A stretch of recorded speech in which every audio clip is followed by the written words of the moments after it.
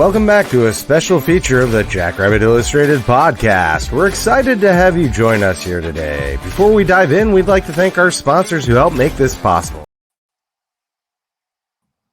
Well, here we are. Well, I did not touch anything. Surprise! Someone touched something. So, Jake's the new guy here. Let's blame Jake on this one. So, welcome back, everyone. It is finally the A team here with you tonight for our game week. We are here. We made it. It has been a long time since Frisco, and we made it back. But before we get into it, we need to thank our title sponsor, Kubota Dealers of South Dakota. 10 locations all across the state and even one in Iowa. I always talk about my machine, how much I love it. The BX 2680 for me, I have a small acreage, gets the yard work done, moves snow for me. That front attached snow blower was pretty sweet for the limited amount of snow that we got last year. Sounded like a rougher winter this year. So stop into the Kubota dealer nearest you and get one picked out for your needs, whether that is your business, your farm, your ranch, your acreage, or just your house in town, or if you're just looking for something kind of fun. So stop into Kubota and they'll help you out. Thank you guys for your partnership here. And our show sponsorship is Culver's of Brookings and Watertown. Jake, we ask everyone that comes on the show, what is your Culver's order? It's got to be the double. What are they called? The burgers. Butterburger. Butterburgers. Gosh, I couldn't think of it off the top of my head. Man, my daughters are big Culver's fans, so we get there a lot with that too. So it's good. All right, good. So we talk a lot about the cement mixers, the Scoopy tokens, the Curter burger. We do that. Dallas introduced us to that a handful of years ago, and then they actually brought it back. Which we'll take credit for. So, anyways, Culver's of Brookings and Watertown. Stop in before a game, after a game. If you don't have time for a sit-down meal and you want to get on the road or get in a little late, that's the place to go is Culver's of Brookings and Watertown. Thank you, guys. All right. And without further ado, Dallas, how the heck you doing? You just wrapped up a good show over there. So I'm good. Did you get a chance to watch much of it? No, I've been running around chasing kids. No, that's fair. I really wish that I would have had more time to talk to Justin. That was awesome. So if anybody did not catch that's watching now, had Justin Southwell with Believe in OK State. They do a podcast. I've watched a lot and listened to a lot of content over the last month or so, and they're a good one. I'm actually going to be on their show here on Tuesday. Talk about the game coming up. But no, it was awesome. Got some great insights on a team, a senior-laden team with a ton of returning starters. Sounds very familiar, and they are playoff bound in their mind for sure. Mm-hmm. Chad, how have you been, man? Doing well. Just trying to get things done up on the computer here most of the day. The 2680s running well. I got one of those too. It's a great machine. The guy from OK State was very good to talk to and had a pretty good knowledge of our squad as well. So true professional there and good to talk to him. It was too bad we didn't have a little bit more time, I think. Okay. Can hold on. Can we take a time out and just have a Chad appreciation moment for everything that he does? I mean, he kind of glossed over it, but the amount of time, and I know, no, we don't need to do this. No, yes, we do. Baloney. No, and I would have swore, but Matt's here. The amount of time that he spends on putting stuff together. He's on every single show. He does the intros. He does the graphics that go with the podcast. This is not a small thing, and we are spoiled to have you, Chad. So thank you. Well, I don't add much to the overall discourse, so got to bring something. So, Dallas, everything you just listed there, Sam can use against him later on, probably. Yeah, Your Honor, I'd like to exhibit into evidence. Yeah. It's going to be quite a few weeks before we have some serious talks again because I'll be doing 3 or 4 podcasts a week. So there we go. All right. And the newest member of the team, former player, Jake Steffen. So, Jake, welcome to the team. Welcome. All right. So, Jake, since you left Brookings, what have you been doing? Where you been? Where you at? Yeah, no, I appreciate you guys having me on. This is exciting. Probably here for the same reason everybody is, right? Supporting South Dakota State. It's a great place, big impact on a lot of people, and I think that's something like the Jackrabbit Illustrated can bring kind of exposure to and kind of shine that light a little bit. That is exciting to do in that regard. So, I've played from 2007 to 2011. Was my last year, and they've made the playoffs every year since. So I think there's maybe a statement there. Maybe maybe we learned something. But after that, spent some time in Sioux Falls working at Sanford Health, and then my wife and I actually relocated to Lincoln, Nebraska, the last 4 years. Kind of a change in career for her. So then we wanted to get back to South Dakota, and I said, what better place to move than good old Brookings? So we just moved to Brookings in May. Really excited to be back. Really, really pumped to be around SCSU, everything we do, running into some former players, former administration, obviously the coaches. We do a lot of good stuff with our JFPA, the Former Players Association. So, again, just really excited to be here and just support South Dakota State. Again, the same thing that we're all here for. They've had a big impact on a lot of people, and this is something special. So thanks for having me, guys. Mm-hmm. Adding Jake as a former defensive lineman, I think we need to market us as the tallest podcast in the country. There you go. Right? There we go. We have to be across the board. Well, some of these NBA ones, man, though, they got us beat. Oh, that's true. Yeah. I might be the shortest member on the team too. So Jake's being modest. His career, excellent career, 4 years, impactful years, 118 total tackles, 10 sacks, 2 interceptions.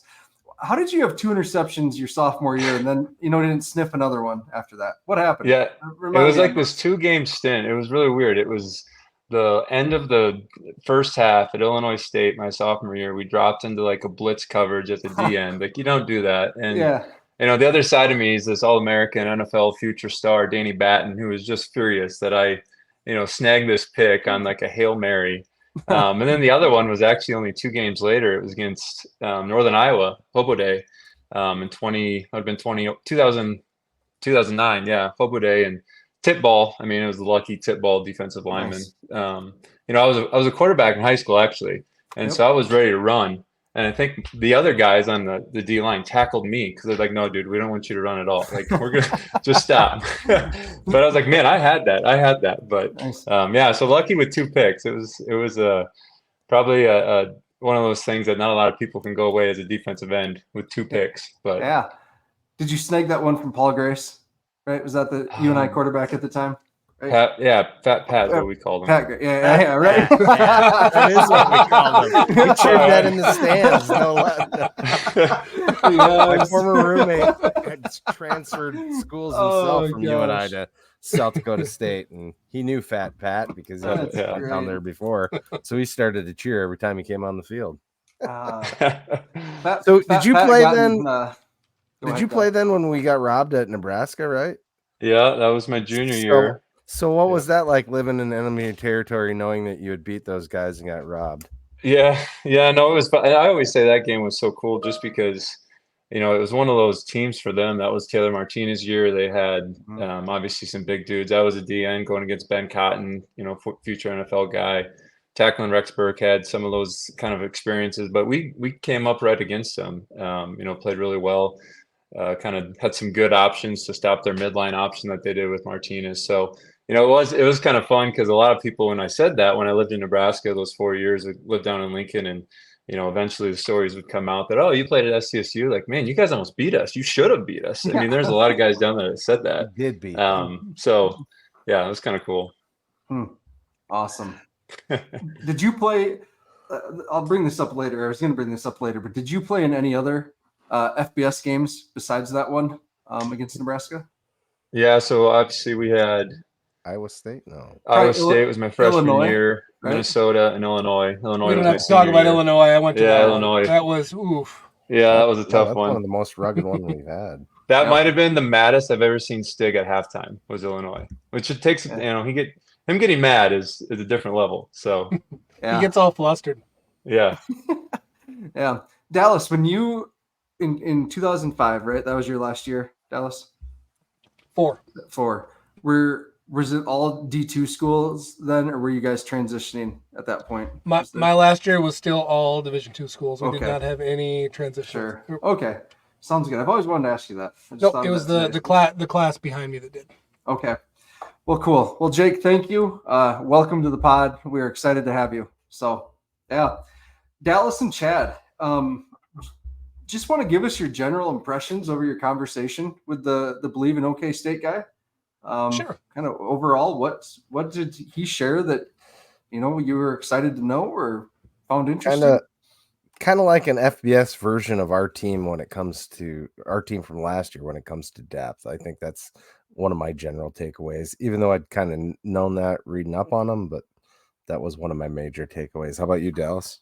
Yeah, it's a very experienced team. I think 20 returning starters, added a little bit in the portal. Biggest name, they didn't need to add much in the portal, but the biggest name is their backup running back, their number 2 running back, Trent Howland, who was a monster at Indiana last year.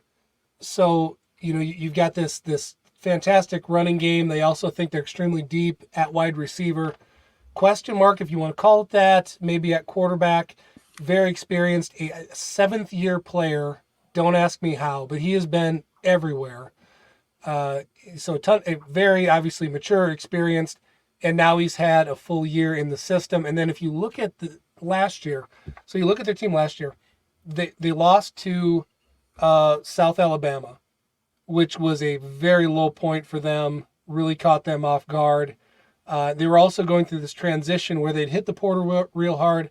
And I've read this places, and I'm glad Justin mentioned it, that their coach, that Gundy kind of promised a bunch of guys that they would play, and maybe they should not have been playing is kind of the narrative.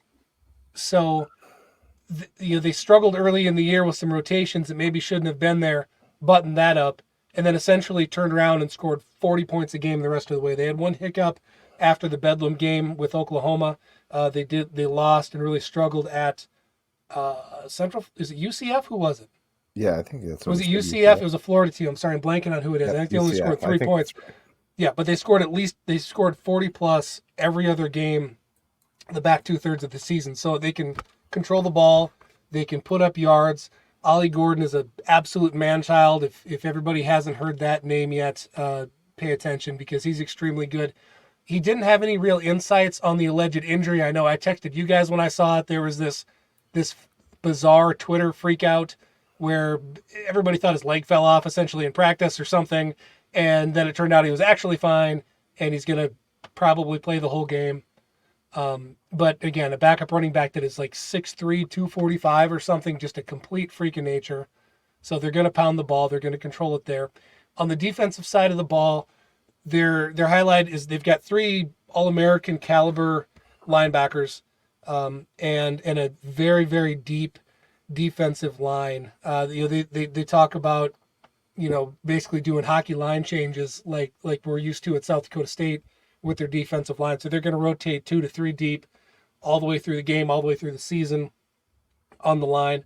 Biggest question marks that he talked about were they were ranked in total defense like 115th or something. Don't quote me on it, but way down FBS. Like their defense struggled. Now Justin's take on it was that it was big plays, and if you just limit a few of those, then they're way better, which, okay, sure, but it still happened, and it happened for a reason. And I guess Chad asked a great question about whether it was talent or schematically, because you've got a team that they're returning everybody from that same team last year. So is that good or is that bad getting him back? And I'm trying to remember, Chad, did he think it was a schematic thing or did he think it was maybe a talent issue? Yeah, he kind of said maybe a little bit of both. Some of it was not familiarity with the new 3-3-5 system from their new D coordinator. Nardo, I think is his last name. Yeah, Brian Nardo. Yeah, they run a 3-3-5, and it's something that can be beaten, mostly on the edge, I guess, is where that's most vulnerable. And one of the things he pointed out was they had great defense, except for they kept getting killed by explosive plays, and that's why it prompted me to that question, because kind of the way you beat that, from what I understand. And So yeah, he said some of it was personnel too, because they got a guy it's kind of a rover. That's one of the linebackers that Dallas was just outlining in Kendall Daniels, and he kind of comes up and plays, more of a linebacker. And then they got a will linebacker in Colin Oliver, who's a total stud. He's second on the team in tackles, and he kind of plays on the line. So it sounds like they kind of play a weird hybrid of a 4-3, 3-3-5 at times, although 3-3-5 is their base. He talked about how great their linebackers were in general, with Nick Martin having 140 tackles last year. So that guy's all over the field.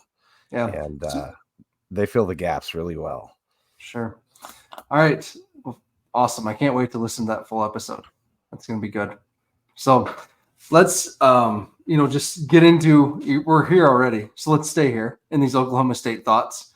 One thing that when I started going through and just looking at these guys, the experience, Dallas, that you touched on, this starting offensive line, it's crazy. Like the amount of games they've started, the accolades they've won.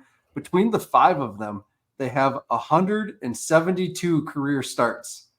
Like, it's bonkers. And he shared that they have 7 or 8 guys total that have over 200 starts. Yep. And 6 or 7 of them are redshirt seniors. Yeah.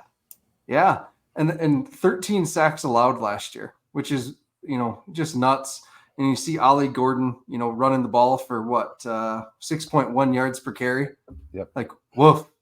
That is a good offensive line. I was surprised when I did look at the size. They're not abnormally monstrous, huge. They're big. They have good size, but they're not, 6'6", 350-pound monsters running at you. So I don't know. It's size that we're going to be used to, is what I'm trying to say.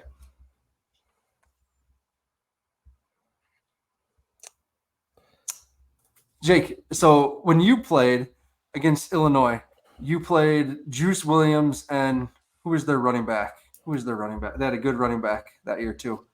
Yeah, I can't. Gosh, it was it Mendenhall back then? Yeah. Yep. First guard. Yep, exactly. Yeah. So what is it like playing, one of these top tier cats in the country? Yeah, I mean, this is the thing I think with this game. I mean, again, we're coming back. I think in a pretty good spot. Again, anytime you got a Jimmy Rogers coach team, I'm an advocate for. I think that guy is as hardworking as a guy that gets. He's going to have the guys ready. We know that. We got some good experience with, obviously losing a little bit, but also bringing back Bach and some of them. That the big thing with a team like this, with a playmaker like obviously Ollie Gordon, but then you add in some of those other big name wide receivers, that Brendan Presley's quick, Rashad Owens, big jump guy, is kind of the stuff that you read. Obviously the offensive line, you guys touched that.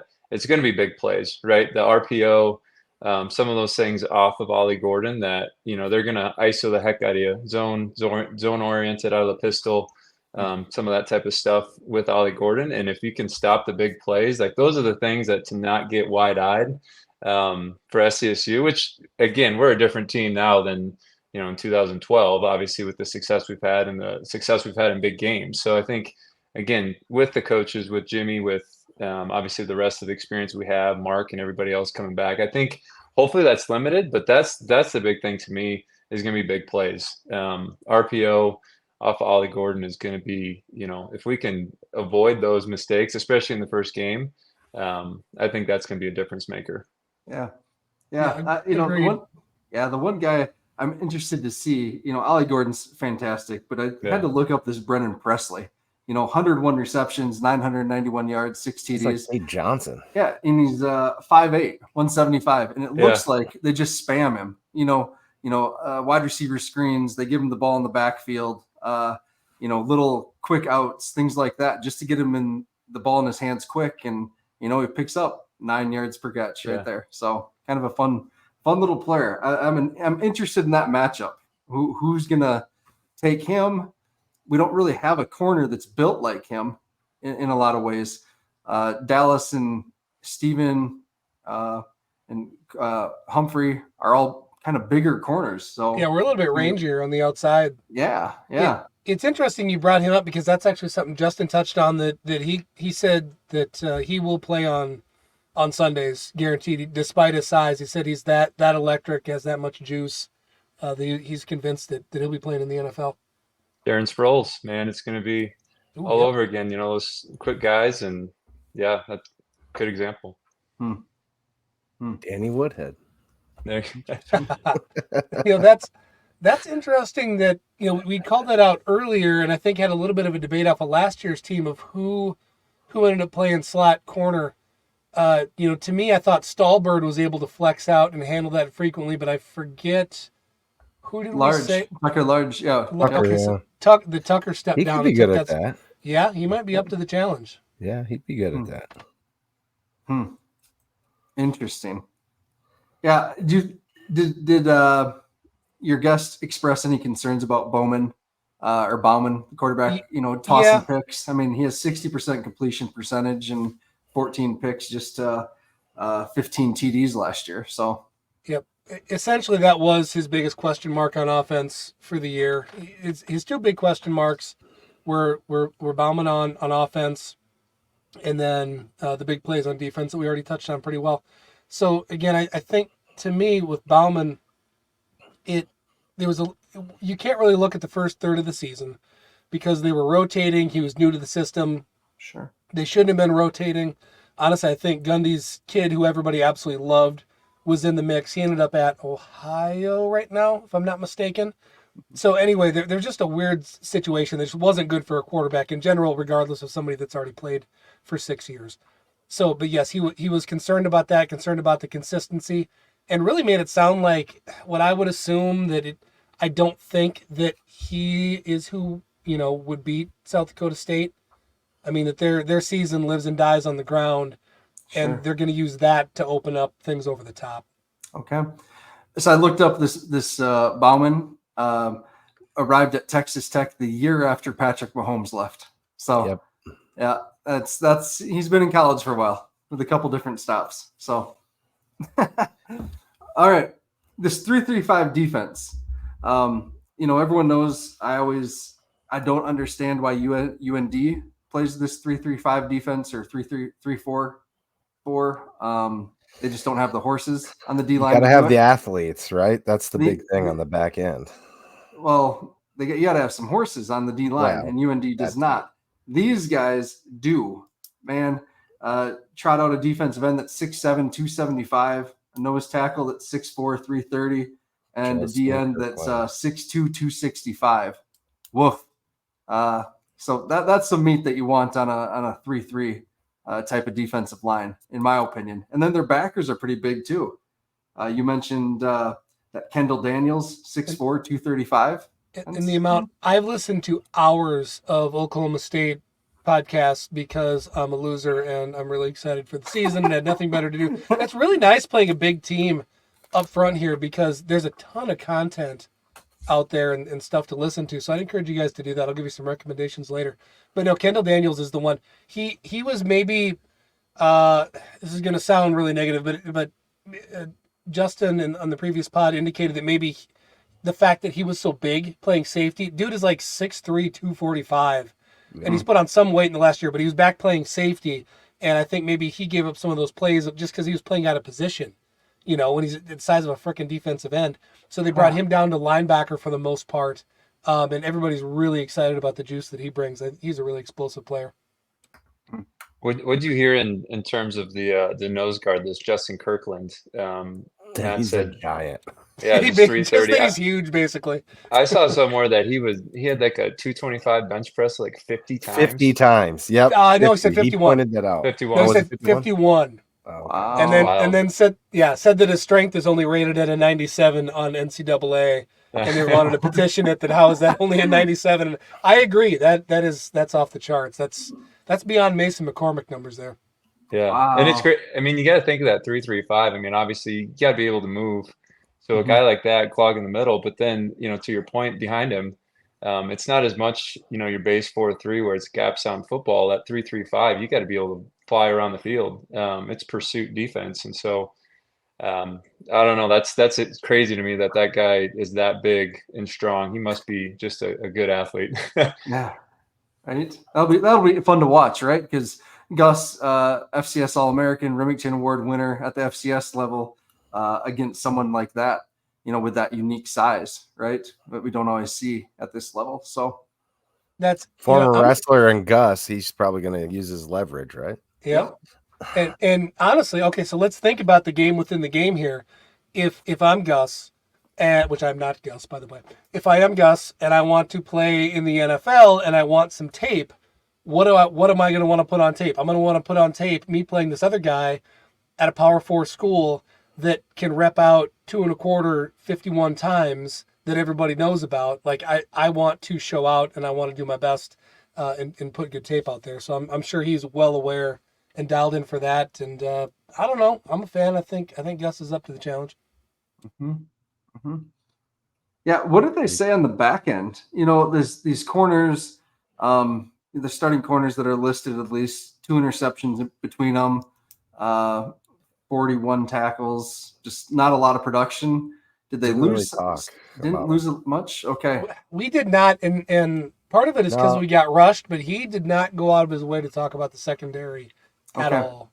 So I'm not going to put words in it or put not. I mean, they do bring in a couple of new kids in Landon Fields and Jacoby Oliphant, 3 stars, but I don't imagine they're going to get to see the field. But yeah, Sure. I haven't heard anybody really talking about the corners. Yeah, so I'm sure they're athletic dudes. They're playing at OSU, right? So yeah. They ended last season with 13 interceptions as a team, 27 sacks, and 46 quarterback hits, 28.5 points per game, 166 yards per game rushing, and 275 yards per game passing. So again, there's that adjustment piece, right, to playing that 3-3-5 that you talked about. So I'm very curious. I'm gonna have to look at them a little more, watch some of their later season stuff just to see what they were doing. Where they're at least one outfit called out that Corey Black as an impact player. So I mean, they got some talent there for sure. Sure. Yeah, it's good size. Yep. Okay. Any final thoughts on this team or players that our fans need to know about? I think a dark horse at running back that we might see is that Sessi Villani. Coach Gundy talked about him a bunch of different times. He's a young kid. It's really shifty, really quick. If we don't see Ollie Gordon at all, he's probably going to get some reps because A.G. Green's out, and so Trent Holland is going to be the primary if that's the case. So yeah, I think that's a name to keep an eye out for. I don't know if Gundy thought they were going to run the wing T based on the number of running backs they brought in, because seriously, they had 2 like starter caliber guys get hurt, and you've still got Gordon, you've got Sessi Villani. I've heard it a bunch of times. I'm going to go with Villahe, which I don't think is quite right, and then Trent Holland. So I don't know. They believe in all those guys big time. I don't know. I don't think beyond that, it's knowing that they are going to live and die with the run. And for the Jackrabbits' sake, I hope that they are susceptible to big plays. And that's about it. I think one guy that's getting a little bit overlooked, not so much by their fans because they talk about it's the Dejon Stribling, the other wide receiver opposite of Rashad Owens, also a stud last year, just a little bit overshadowed by the other guy. So a lot of talent there in their talent spots. So I do know, because the Packers have the Oklahoma State kicker on their roster, that they have a new kicker this year. We did not get to special teams. Yeah, Logan Ward is offense. All right. Yeah, because Alex Hale is currently with the Packers. So that is good to know. Yeah. You know what I want to get to, Matt, and I got to look at your. What? Look at well, I want to just talk a little bit more. I don't know when you want to get to just kind of the mentality of the players in preparing for a game like this, because it's exciting and it's a big deal and it's a huge focus, but whether you win or lose doesn't really change it has nothing to do with the goal for the end of the season, right? So it's a really weird position to be in. So I want to maybe talk mentality and kind of hear Jake's take on that too. Yeah, I agree.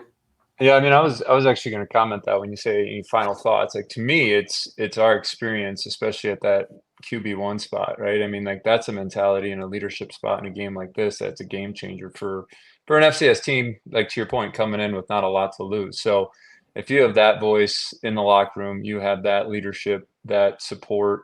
I think to me that changes the culture, changes the approach a little bit from our guys to go out there with nothing to lose, but a little confidence too, right? I mean, yeah, they have great defense. They're flying around. They're doing a lot of things, but Mark's ability to be confident now, and after obviously some really successful years, that was his struggle early on in his career, was kind of early season mistakes. And I think if he can come in and kind of lay the groundwork and kind of keep the momentum going on the offensive side, Jimmy's going to have the boys ready on defense. I mean, we know their strength from the OSU side is going to be obviously a Heisman favorite and some really good wide receivers. And that pursuit defense that Jimmy teaches, I think, is going to be, really fun to watch, really, with a good team like this. But to me, the biggest thing, to answer Dallas's question, is just that experience and that mindset that, the mental take that Mark's going to bring to it with that experience, and some of the other guys too, not just Mark. But I mean, that's a big difference maker.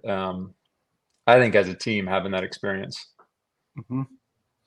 Yeah, the one thing, in this game that I really, I just want to come out of it healthy.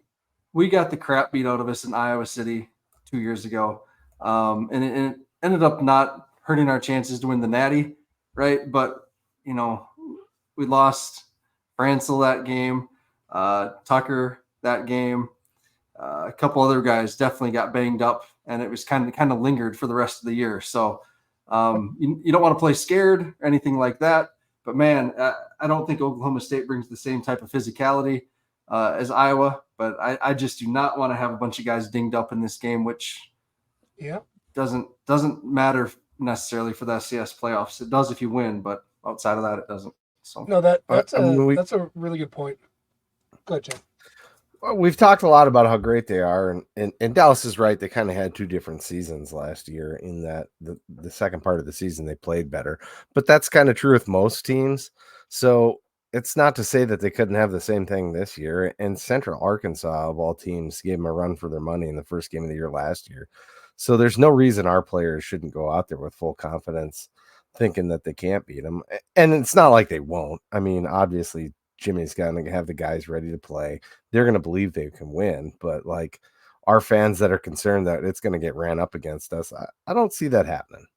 Well, let's also touch on the fact though that Gundy, while honestly the amount of content I've listened to, there's not a lot of FCS respect in their podcasts and a lot of their commentators. Not Justin that I talked to. Honestly, he's fantastic.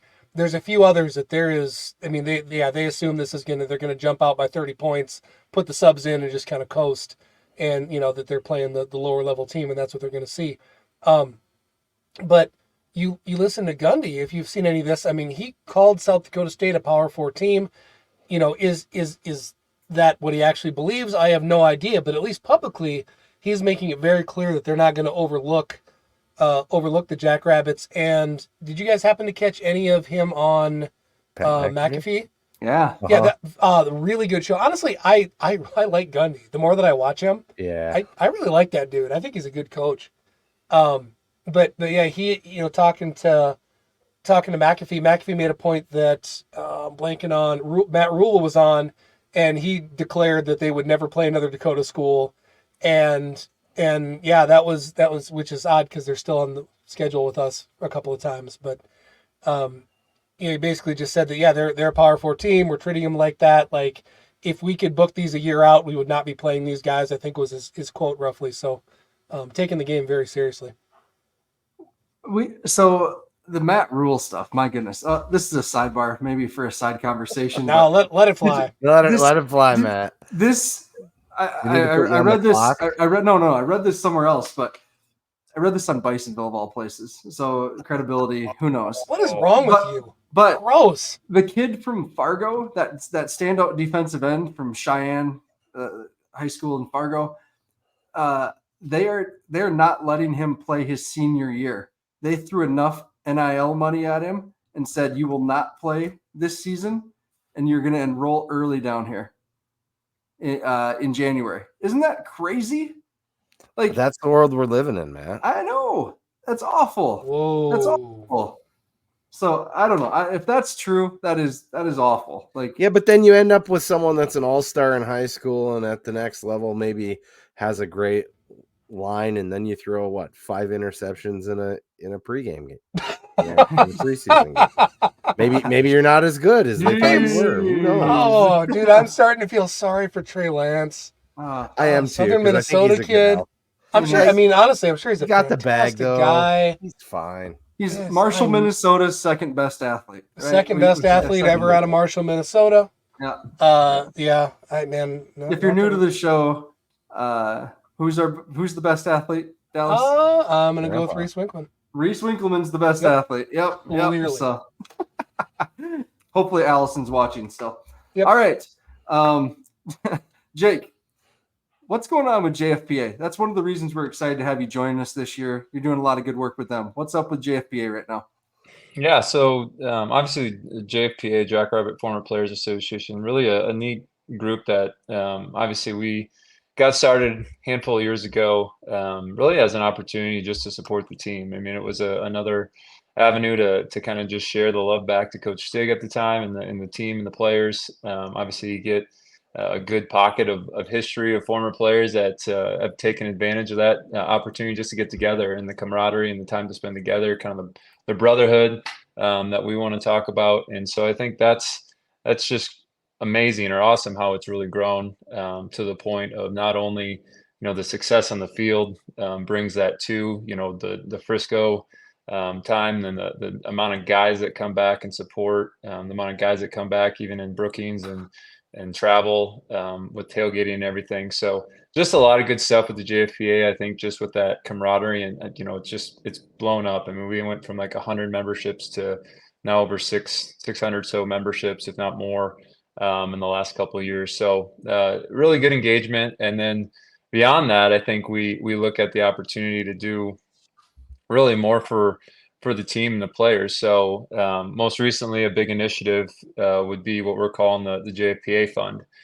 So just an opportunity to kind of raise funds to support any guys that might need it. Recently, we had a really, really tragic loss in the JFPA family, or the Jackrabbit family, if you may, and a guy named Matt Anderson. He was a senior actually when I was a freshman. Lived with my brother. Great guy, played tight end. Actually last year at our JFPA golf tournament, I golfed with him.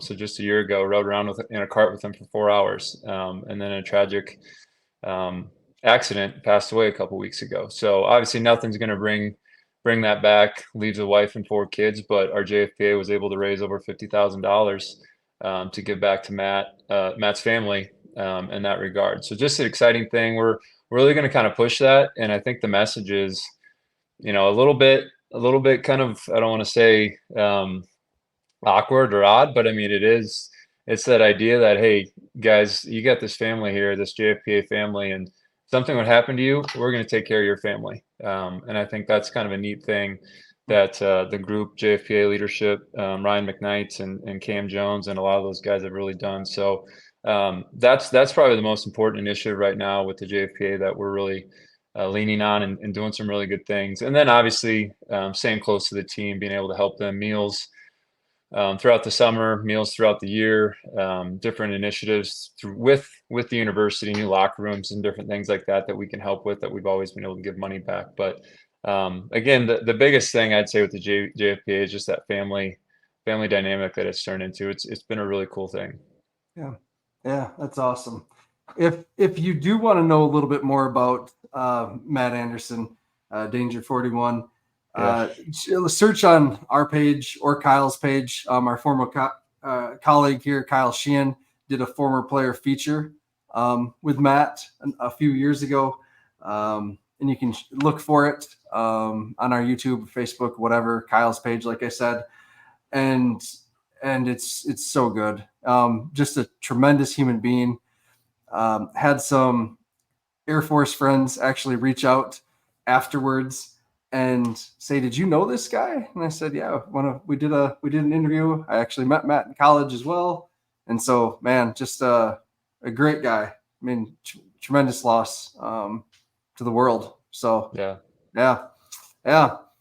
So thanks, Jake, for that update. Absolutely. About what's going on with JFPA, though, and excited to kind of keep hearing that, I guess, throughout the year, what you guys are doing and how the broader Jackrabbit community can help too. So absolutely. And this year, it sounds like you're expanding the tailgate a little bit to include the parent tailgate. Is that right? Yeah. So definitely partnered with the parent tailgate. So we have a pretty large area, a large space. Now it's just finding the line of the rules to the size of building we can build out there. That's always the battle. Bunch of former football players think they can go as big as we can, so we're gonna try. But that should be really exciting. So right there in kind of the same spot, but partnering up with the parents. And I think again, just a good experience. And again, it's amazing the type of guys that you just run into randomly. I mean, guys that haven't been back for 15 years, and they're just like, we've seen what's happening. We've seen the tailgate. We've seen the kind of experience that's happening in Brookings now. And they're like, we wanted to come check it out, flying up from Texas, from California, from all over the country. So it's more than just the game. I think at the time, obviously you're excited for the game and to support the Jacks where they're at currently, but that experience before the game and after the game with the guys, I think has just been second to none. So hopefully this new big tailgate adds to that too. Yeah. There's nothing better than, and I can say as Jake, somebody older than you, getting back and getting to know some of the guys that are a generation or two younger than you, and getting to just connect and share some of the same stories, and it's so fun. I actually, as you were talking, Jake, I had not renewed mine yet leading up to the season, so I did it while you were talking. Nice. So I know we got a lot of former players that listen to this. This matters, and you need to be a part of this. It's a big deal. The whole just playing, it's a brotherhood. I can say from what I've learned and what I understand, this is something that North Dakota State was light years ahead of us in terms of membership, money raised, had a huge part to do with their success and their giant run that they had. So we all need to get on board. Text your buddies, do it now, just get it done. Membership start at what? $100. It's $100, $250, $500, something like that. Yep, get in there, just do it. Yeah, no, and I'd comment on that too. It's I think to that point, beyond just what we're able to give back, you hate to always compare to those guys, got a ton of respect for them, but what NDSU did with this was really kind of an opportunity for us to say, all right, we can do the same. Obviously, we've proven that on the football field now, and we're proving it, I think, behind the scenes with the JFPA and how we're able to support. And I think the cool thing is as you get more people in, kind of like Dallas said, you're able to meet people from different generations. I was meeting guys that their daughter plays with my sister-in-law at college basketball, and his guy played back in the early 80s and stuff like that. So just fun to kind of connect, like make these random connections. But then we've expanded it beyond to kind of these different groups. So we have a network and development professional group. We have a kind of a marketing and kind of connection type group if you're into that. So we're trying to be able to also support, like, hey, you're in the market to find another job, or you're just graduating, you're graduating grad school, something like that. Like this group can help you with some of those things. Kind of be another platform for guys to just be kind of that brotherhood and successful life. So really, really good stuff. Yeah.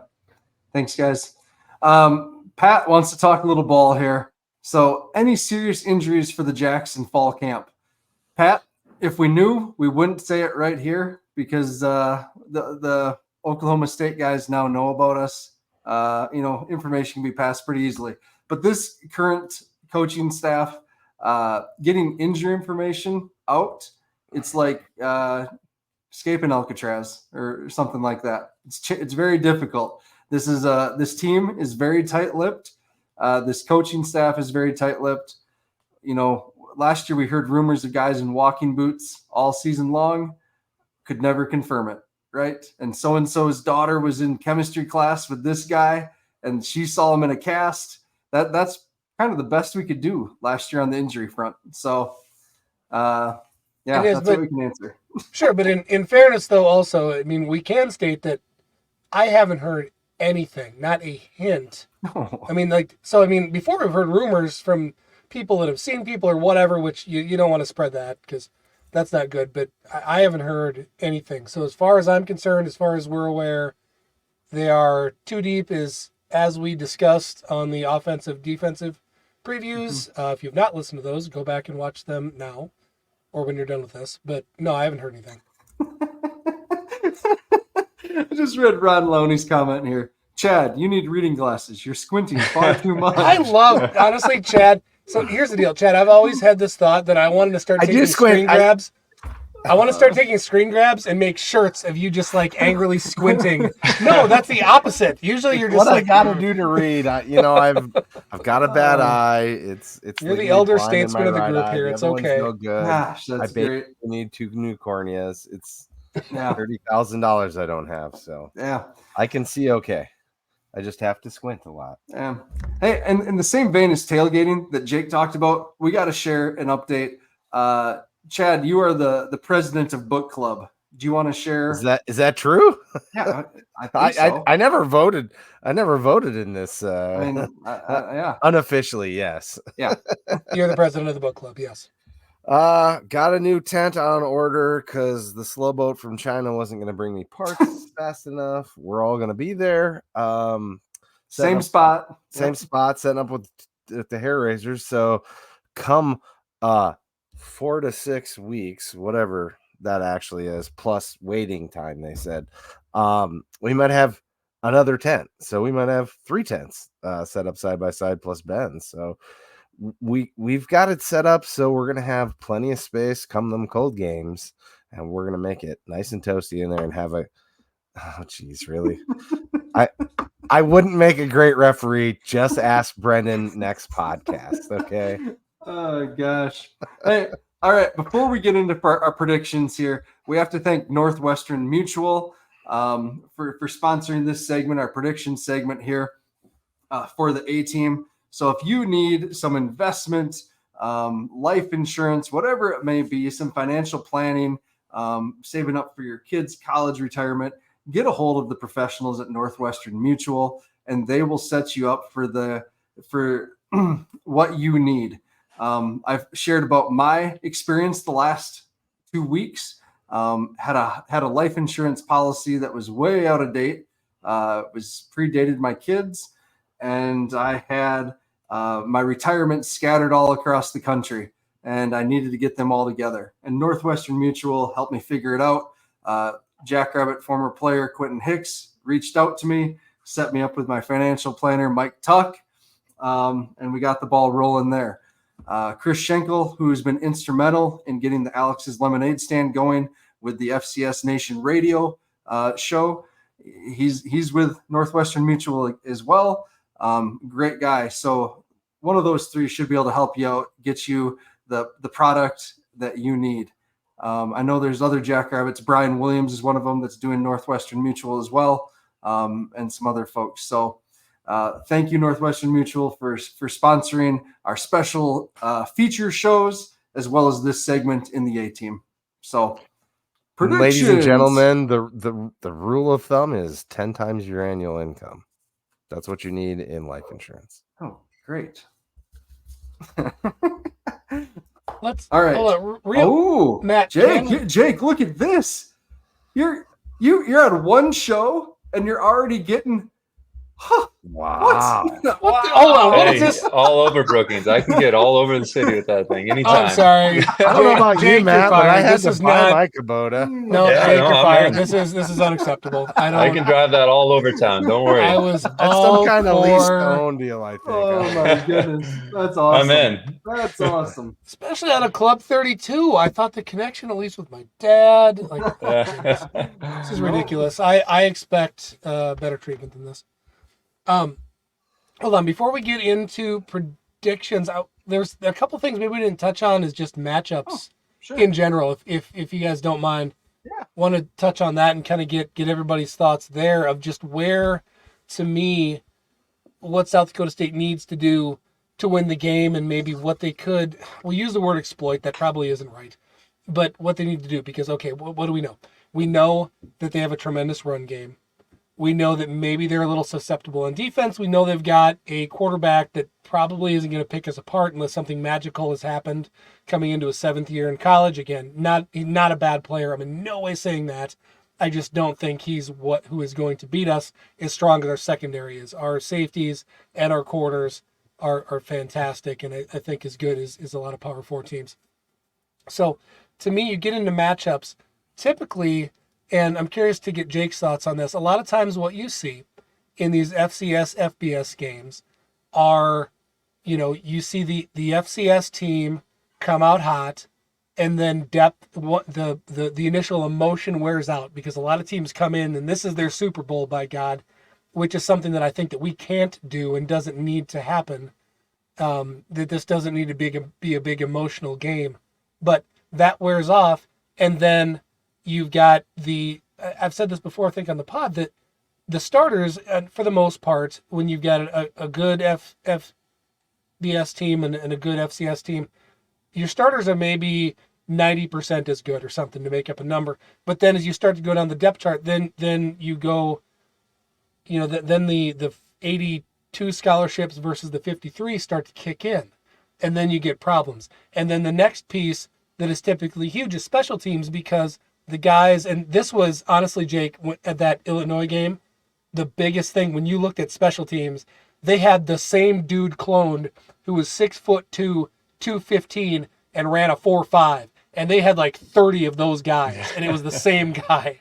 And we did not have that, right? And that's the difference in a lot of those teams. And I don't know that we're going to see that because of the depth that SDSU has at linebacker, at safety, and even at to some extent at wide receiver. We have just ridiculous guys lined up ready to play at those positions. So anyway, I'm curious, maybe Jake, start with you. What are your thoughts on that? And then where do you think the big maybe matchups that we need to try to exploit are? Yeah, no, I think you're spot on. I think, again, from my experience, it's exactly what it is. You come out of the tunnel at a Memorial Stadium in Lincoln, Nebraska, and it's wide-eyed. You got all the energy in the world, adrenaline's going like crazy, and you don't get tired. It's that experience. But to your point, the third, fourth quarter, they're still rotating guys in, and we don't have the same depth. Now, do I think we're a much different program than 2010? Absolutely. To your point, I think the amount of skill players that we have and the caliber of guys that we have is just phenomenal. Again, we mentioned the D-line the last couple of years, the way they could just rotate people in was just amazing. And that's a tough position, right? That up in the trenches, up front, yeah, your skill guys are great. You're going to have the Ollie Gordons. You're going to have, these Brendan Presley, Rashad Owens types guys that can make plays. But on the front line with the D line and the O line is where I think that depth really comes into play.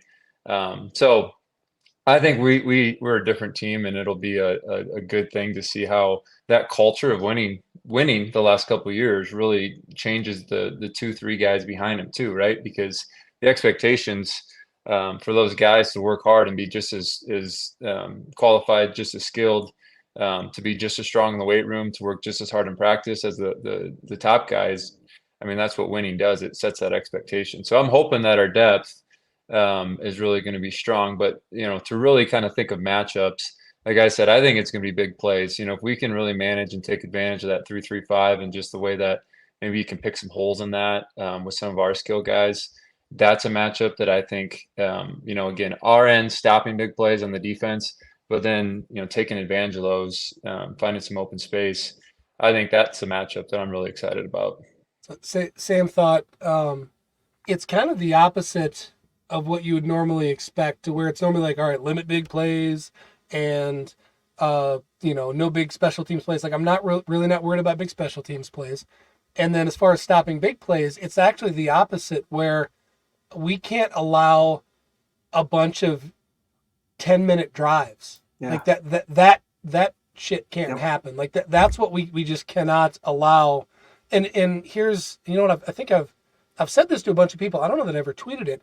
Here's where, as a South Dakota State fan, you should maybe feel good about this, is we were designed, and the reason why where we are, as much as I hate giving them credit, is we had to be built to beat North Dakota State.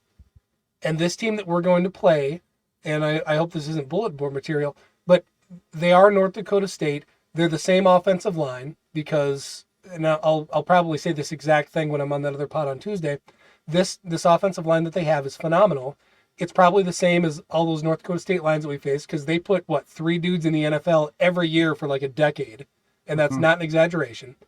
And they've got a better running back core and probably a quarterback that isn't as good because you look, Easton Stick is still in the damn NFL, Carson Wentz, whatever.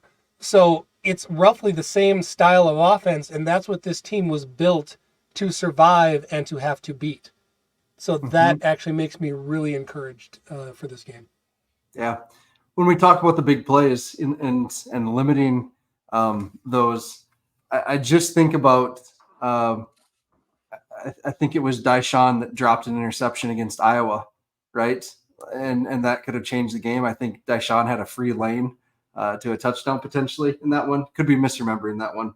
But if Bowman's going to throw us the ball, we have to be ready to catch it, on the back end. We have to take advantage of those type of plays because, what you're talking about, Dallas, like that grind down, if you drop that interception, what's to say they don't come back and get a first down on the next play and rattle off, a couple more after that.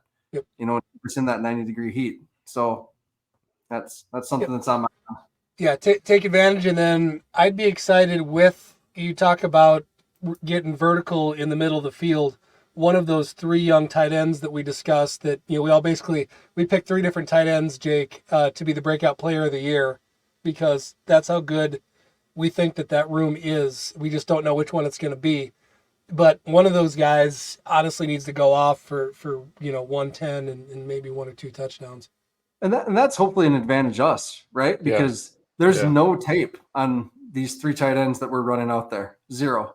And, they'd have to go back a couple of years to the spring season, maybe, when we were running out these bunch tight end formations and stuff. I don't know. It's going to be something new. Love to run 13 personnel. So, Yeah. So those might be the holes that we can pick apart a little bit. Yeah. I mean, I don't have anything that profound to say other than if you look at what their coach was pointing out, what we do well is what we need to continue to do well, and that's play gap sound defense and, not get off schedule on offense. We need to get ahead early and convert on third downs if the opportunity is there, if we don't get there before third down. So, I mean, I think those are literally, as dumb as it sounds, the key to the game for us. Yeah. All right, let's do some predictions. Jake, do you want to go first as the newest guy here? Brutal. There you go. Or do you want to go last? It's up to I'll you. go first. It's fine. All right, so offensively, who's going to be our player of the game? I mean, I think, again, with the ability to have that experience, that leadership, Mark being able to make some plays. We just touched on the tight end. It's going to be Mark. I think he's going to be such a difference maker in this game. All right. Can't go wrong with that. Reigning Walter Payton Award winner. Yeah. So, yeah. Okay. Dallas. Offensive. GFW. we're going to get deep. My second pick was going to be Progene. But let's go GFW. They don't know what's coming. He's going to get deep, get loose for 2. All right. Chad. Gus Miller. Okay. Oh, yes. Okay. Yeah. Good one. I was actually thinking that right after I said Mark.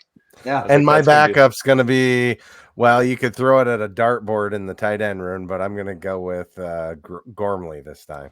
It's funny because they probably, if they're listening, think it's ridiculous that we're looking at all 3 of them the same. But that from everything that we've seen, heard, read, it could be any of those guys. There's a lot of talent there. Yeah, I'm going with Gormley. That's who I was going to pick. So yes, I don't need a backup. Sorry to steal it from you with my second. All right. Defensively, Chad, where are you going to go? I mean, how do you not pick Mr. AP Bach on Twitter? Okay. He's the easy choice for me. Okay. Keep that guy from running more than about 4 yards per carry. We'll be doing good. Okay. Dallas. Tucker Large going to get it done in the pass game and the run game. Okay. Jake? Pick six, Tucker Large. Oh, Yeah. see, you are in my brain. I was going to say that. Darn it. Yeah, I'm going secondary. That Tucker Large, Kilreed, I think that group to limit big plays, kind of manage the ability to, again, if we can gap sound defense, pursuit defense, Jimmy Rogers style, stop Ollie Gordon, and then they're going to have to figure something out, RPOs, and then that's where that secondary is going to really come in. Mm-hmm. Jake, just so you know, these two, Dallas and Chad, will eviscerate you if you pick a position group and not a single player. Oh, just for Tucker the Large, record. there we go. Yeah, he kind of made that as his first pick. I wasn't going to say anything. It's first day on the job, so Yeah, that's we right. won't dock your pay quite yet. All right. I am going to go with Dallas Beanham. He's going to move one step closer to your dad, Dallas, on the career interceptions mark. So just one? Why not two? I'm going to say one. And it's going to be a long return, but not a touchdown. Going to set us up in good field position. Love it. All right. We have Francel. We have the law firm, Graham Spalding, Kobe Herder. We had Angel Johnson on the offensive side of the ball, Adam Bach. The coach must be the MVP from Ron Lowney. Thanks, Ron. Seth Meyer. Listener. DePriest is going to be the rock in the middle, keeping the linebackers free. All right. Choice. I like that too. Yeah, we love DePriest. So Jake, we should touch base before all these. Make sure one of us picks a D lineman every time. Yeah, there you go. Yeah, right? Way to represent you guys, man. Yeah, no doubt. All right. Thank you, everyone, for tuning in. Thank you to our sponsors, Kubota Dealers of South Dakota, Culver's of Brookings and Watertown, Jackrabbit Former Players Association. Love having you guys here. And then Northwestern Mutual. These are the show sponsors for this one this year. So we'll be back every Sunday night with you. Hopefully we're talking about a victory next week, but if not, everyone's going to have a lot of fun down in Stillwater. Travel safely if you're traveling down there. And Chad, what's the rest of the schedule this week for you guys? For B team? Was it Wednesday, I believe, right? For the B team, and Thursday for the Scared Money Don't Make Money, and then I don't know if Brendan's going to go till 4 a.m. with Zach after this one, or what's going to happen. Yeah, we'll see. I thought it was. I thought it was Tuesday, Thursday, dude. Isn't it? Is it Tuesday, Thursday? I don't know. We'll figure it out. We'll tweet it out. Don't worry. I don't pay attention till it matters. Ask my wife. I'm really bad about that. Yeah. So thanks everyone for tuning in. Thanks Jake for joining us. And with that, go big, go blue, go Jacks. Jake. And he left. No, he left. Thank you. Darn it. We're still on. Why didn't